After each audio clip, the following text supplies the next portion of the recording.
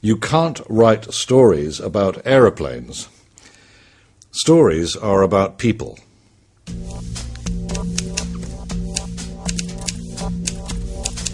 On Valentine's Day, 1949, a struggling middle-aged writer sat down to reinvent himself.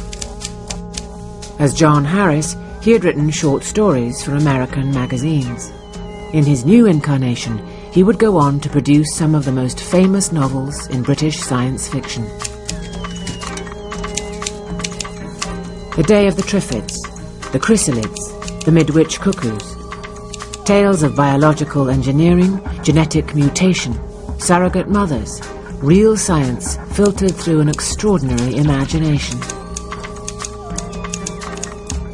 Today, these books give us a unique insight into the post-war years, but the author remains a mystery.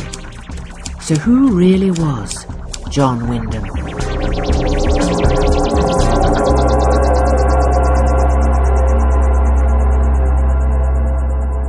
A triffid is a large, lumbering, malevolent and poisonous nettle.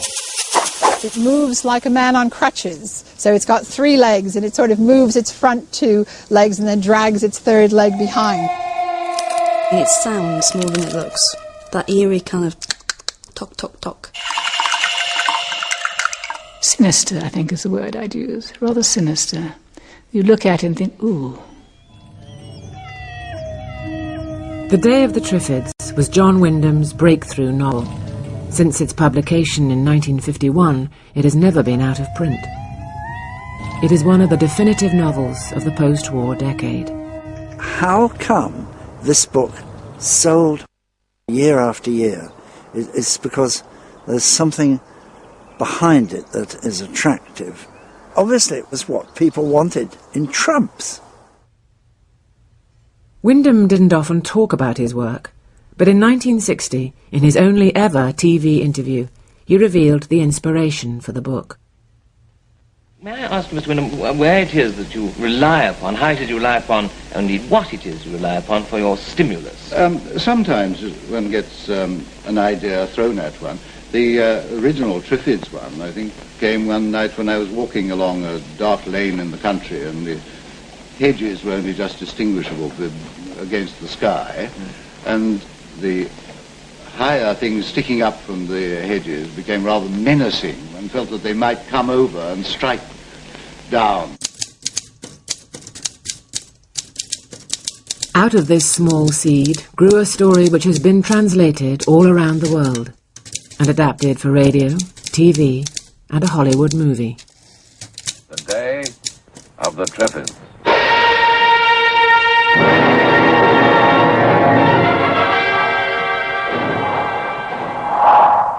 The story begins with a mysterious meteor storm. Everyone wants to see the show, but on the following morning, all the eyewitnesses wake up blind. What is it, Dr. Soames? What's happened? The optic nerves are gone. The glare of the meteorites last night. You're probably one of the few people left in London who can still see this morning, Mason. I don't envy you. As Wyndham's hero wanders through the streets of London, the world falls apart around him.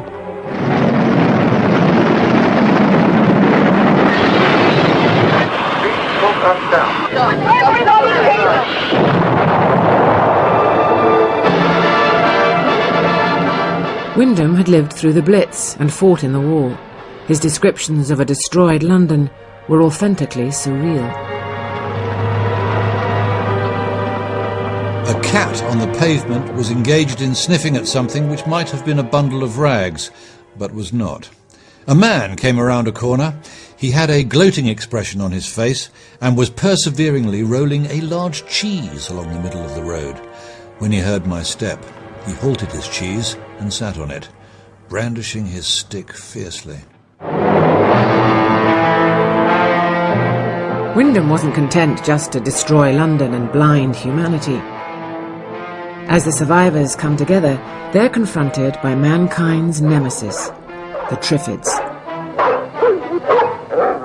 Stay here.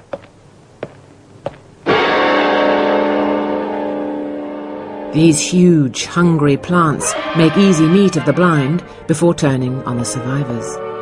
Come on, let's go down to my ship.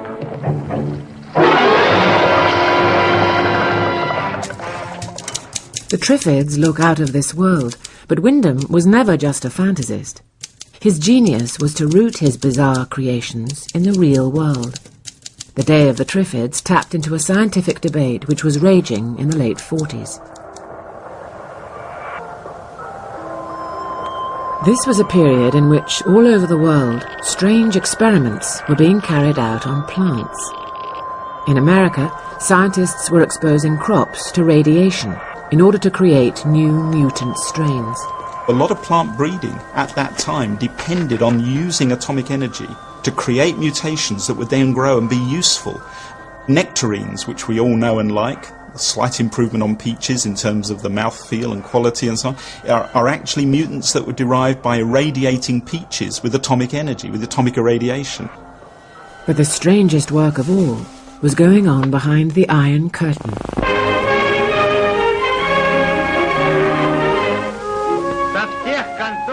In the late 40s, Soviet agriculture was dominated by one man, Trofim Denisovich Lysenko, an archetypal mad scientist. He was the barefoot professor, basically a farmer's son, and interested in plant breeding, but managed to get Stalin's eye, and his views were balmy, basically. Long before anyone had heard of genetically modified crops, Lysenko was creating strange new hybrid plants.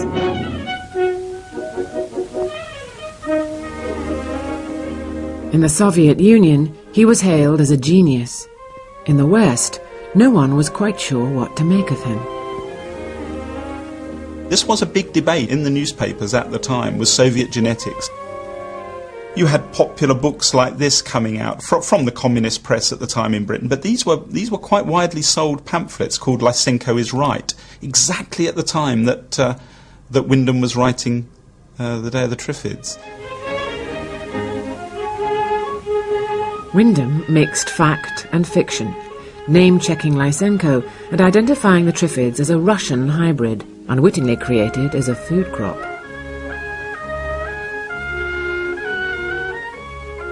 I teach a course on science and the media. One of the games that I play with that is to give students a section from Day of the Triffids and say, right, tell me when this was written. Because it's effectively a section of chapter 2, which is all about the making of the Triffids. And they say, oh, well, it's about Monsanto, or it's about genetically modified organisms. And I say, well, it was written in 1951. Don't think we knew what DNA was then.